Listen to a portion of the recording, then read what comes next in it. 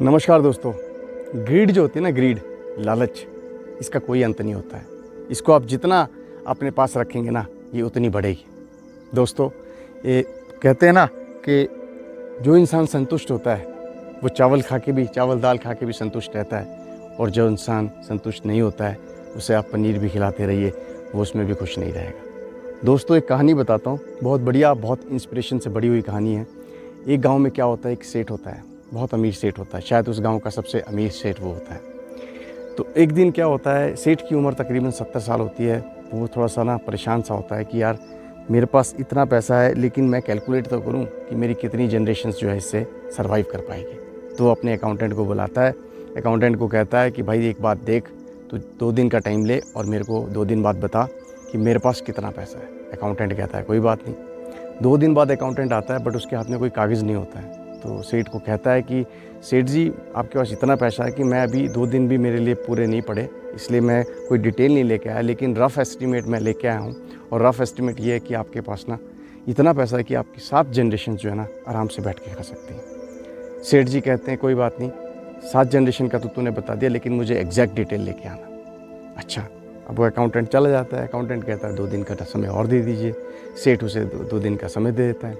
अब सेठ जो होता है ना, मन ही मन चिंता में घुस जाता है। क्यों? कि यार मेरे पास तो 7 जनरेशन का पैसा है, मेरी 8वीं जनरेशन का क्या होगा? क्योंकि वो कहते हैं ना 99 का कीड़ा, 99 का कीड़ा वो कीड़ा है दोस्तों, जब हमारे पास 99 होते हैं ना, हम सोचते हैं 100 हो जाए, बस वो 100 हो जाए। वो 100 हो जाए के चक्कर में ना हम काफ़ी टाइम अपना हेल्थ, वेल्थ, समय सब बर्बाद कर देते हैं। चलो कोई बात नहीं, सेठ के भी ऐसा ही कीड़ा था। सेठ जो है ना बड़ा परेशान रहने लग गया। बच्चों के साथ, पोतों के साथ नहीं खेल पाता था। पत्नी के साथ जब बात करता था तो सोच चलती रहती थी। पत्नी भी उससे एक दिन पूछने लगी कि आपको हुआ क्या है? सेठ ने बताया नहीं, लेकिन सेठ को ऐसा पता लगा कि एक 5 किलोमीटर के बाद जो दूसरा गांव है, वहाँ पे एक बाबा आए हैं। बड़ा अच्छा वो जो है लोगों के साथ बातचीत करते हैं, बड़ा अच्छा लेक्चर देते हैं। तो सेठ ने सोचा चलो यार मैं उनका लेक्चर सुनने चला जाता हूँ। सेठ जो है दूसरे गाँव चला गया और बाबा जी का लेक्चर सुना। जब बाबा जी का लेक्चर सुना, सेठ को ना बड़ा अच्छा लगा कि यार ये तो बहुत इंस्पिरेशन लेक्चर लेते हैं। तो जब सब लोग चले गए तो सेठ ने क्या किया, बाबा जी के पास गए, उनके पाँव के पास बैठ गए। बाबा जी को कहने लगे, बाबा जी मैं ना एक चीज़ से बड़ा चिंतित हूँ। बाबा जी ने कहा कि बता भाई क्या तेरे को चिंता है? सेठ ने उसे पूरी बात बताई। सेठ ने कहा कि मेरे पास ना इतना पैसा है कि मेरी 7 जनरेशन जो है ना उस पैसे से सर्वाइव कर सकती है, लेकिन मेरे को दुख इस बात का है कि मेरी 8वीं जनरेशन का क्या होगा। बाबा जी मन ही मन मुस्कुराए और उनको समझ आ गया कि भैया ये तो एक बहुत ग्रीडी और बहुत लालची इंसान है। इसको अगर मैं इस बार अभी कुछ अपनी बातों से समझाऊंगा तो इससे समझ नहीं आएगा कि 70 साल की उम्र हो गई, इसको मैं क्या सिखाऊं। इसको जो है ना मेरे को कोई सीख देने पड़ेगी, और इस सीख मैं दूंगा एक एग्जाम्पल से। तो बाबा जी ने क्या किया, बाबा जी को पता था कि उस गाँव में ना एक बहुत समझदार लेडी है, लेकिन वो बहुत गरीब लेडी है। तो बाबा जी ने क्या कहा कि तू इसको, सेठ को कहा कि सेठ तू एक काम कर, तेरी ये सारी प्रॉब्लम दूर हो जाएगी। तेरी 8वीं क्या 9वीं और 10वीं जनरेशन भी टेक केयर हो जाएगी, अगर तू एक छोटा सा काम कर देगा, एक पुण्य कर देगा। सेठ बड़ा खुश हो गया, बोले कोई बात नहीं, एक क्या मैं तो 2 पुण्य कर दूंगा। बोले नहीं नहीं, बाबा जी ने कहा तू एक ही पुण्य कर, ये जो लेडी है इस लेडी के घर में जा। से बाबा जी ने उसे एड्रेस दिया, और इस लेडी को जो है ना तेने 1 किलो आटा देना। अब बाबा जी ने तो उसे बता दिया। सेठ ने सोचा यार मैं 1 किलो क्यों, मैं इसे जो है 1 क्विंटल आटा दूंगा। आटा क्या है, सस्ता ही तो होता है। तो सेठ ने क्या किया, एक गाड़ी भरी और पूरी की पूरी गाड़ी लेके उस बुढ़िया के घर चला गया, जो गरीब बुढ़िया थी, लेकिन गांव की सबसे समझदार, ईमानदार और बड़ी अच्छी बुढ़िया थी। तो सेठ चला गया उसके पास। सेठ ने उससे कहा कि मैं आपके लिए जो है एक आटा लेके आऊँ। तो पहले तो दादी ने कुछ कहा नहीं, लेकिन जब उसने कहा कि ऐसा क्यों, उसने कहा कि नहीं नहीं मैं बहुत महादानी हूँ, ये है वो है, 50 उसने बातें बता दी, अपनी अच्छी अच्छी चीज़ें बता दी।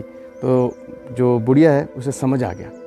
क्या समझ आ गया कि भैया ये जो है ना लालच का कीड़ा इस सेठ के दिमाग में है। तो जब ये बात बुढ़िया को समझ आई तो बुढ़िया ने कहा कि नहीं मुझे जो है ना कोई आटा नहीं चाहिए। तो जब बुढ़िया ने कहा कि मुझे कोई आटा नहीं चाहिए, सेठ ने कहा कि नहीं नहीं आपको आटा लेना पड़ेगा।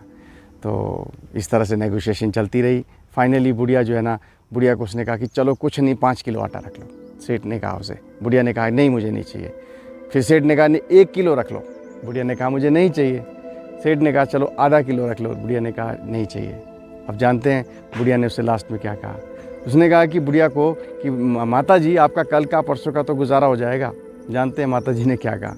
माता जी ने उसे कहा, बुढ़िया जो गरीब बुढ़िया थी, कि बेटा देखो, मैं आज को देखती हूँ, आज मेरा गुजारा हो गया, आज मेरा पेट भर गया, कल मैं ज़िंदा रहूँगी नहीं रहूँगी मुझे नहीं पता, लेकिन कल को मैं कल देखूँगी, आज मैं अपना ख़राब नहीं करना चाहती कल के चलते। तो सेठ जो है ना, इस बात को सुनकर एग्जैक्टली पूरी की पूरी सीख समझ गया कि बुढ़िया क्या कहना चाहती है, क्योंकि बुढ़िया थी चालाक, बुढ़िया उसको भी सिखाना चाहती थी। और सेठ जो है ना, इस बात को सुनकर पूरा का पूरा अंडरस्टैंड कर गया कि भाई ये बुढ़िया क्या कहना चाहती है, कि कल के चक्कर में तुम अपना आज ख़राब मत करो। तो दोस्तों, मैंने पहली बात कही थी ना कि जो संतुष्ट है वो चावल दाल खा के भी संतुष्ट है, और जो असंतुष्ट है वो पनीर खा के भी असंतुष्ट है।